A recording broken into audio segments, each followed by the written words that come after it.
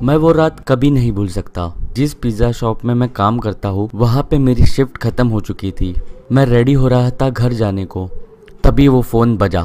उस रात काउंटर पे मैं ही अकेला काम कर रहा था, तो मैंने ही फ़ोन रिसीव किया, लेकिन कोई बात ही नहीं कर रहा था, इसीलिए मैंने फ़ोन रख दिया। कुछ 1 मिनट बाद फिर से वो फ़ोन रिंग हुआ। मैंने फ़ोन रिसीव किया, तभी भी साइलेंस ही था। मैं फ़ोन फिर से रखने ही वाला था, तब मैंने एक कोल्ड और वीक साउंड सुनी फ़ोन से। वो आवाज़ किसी ओल्डर वुमन की थी। उसने कहा उसे रेगुलर चिकन पिज़्ज़ा चाहिए। मैं फ़ोन पे तो शांत रहा, लेकिन अंदर से तो मैं उस बूढ़ी औरत को गालियाँ दे रहा था। मैं अपनी शिफ्ट ख़त्म करके घर जाने ही वाला था, तभी उसका फ़ोन आया था। मैंने अपने बॉस को कहा कि कोई तो पिज़्ज़ा डिलीवरी ऑर्डर कर रहा है। मेरे बॉस ने कहा मुझे वो पिज़्ज़ा डिलीवर करना होगा। पहले तो मैं बहुत अपसेट हुआ, लेकिन मैंने सोचा कि मुझे इसका टिप भी मिलेगा, और बूढ़े लोग बहुत ही ज़्यादा अच्छी टिप देते हैं। मैंने एड्रेस नोट डाउन किया और मैंने उसे कहा कि मैं वहाँ पे जल्दी आ जाऊँगा, लेकिन उसने पहले से ही फ़ोन कट कर दिया था। वो काफ़ी स्ट्रेंज था और रूड था।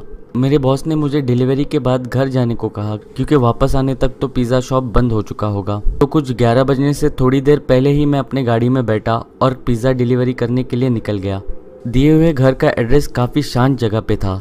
जीपीएस की मदद से मैं एड्रेस लोकेशन पे पहुंचा। वो काफ़ी शांत और 1 फ्लोर का घर था। मैंने पिज़्ज़ा उठाया और घर की तरफ चल पड़ा। वो घर की सभी लाइटें बंद थी। मैंने बेल रिंग की, इसी होप में कि दिया हुआ एड्रेस गलत ना हो, लेकिन रिंग को किसी ने आंसर नहीं किया। मैंने फिर से डोरबेल रिंग की, लेकिन अभी भी किसी ने आंसर नहीं दिया था।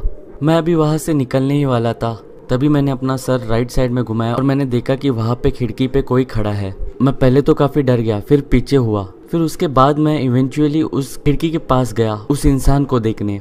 वो एक बूढ़ी औरत थी, मिड 70s में। वो एक ब्लैंक एक्सप्रेशन के साथ मेरी तरफ स्टेयर कर रही थी।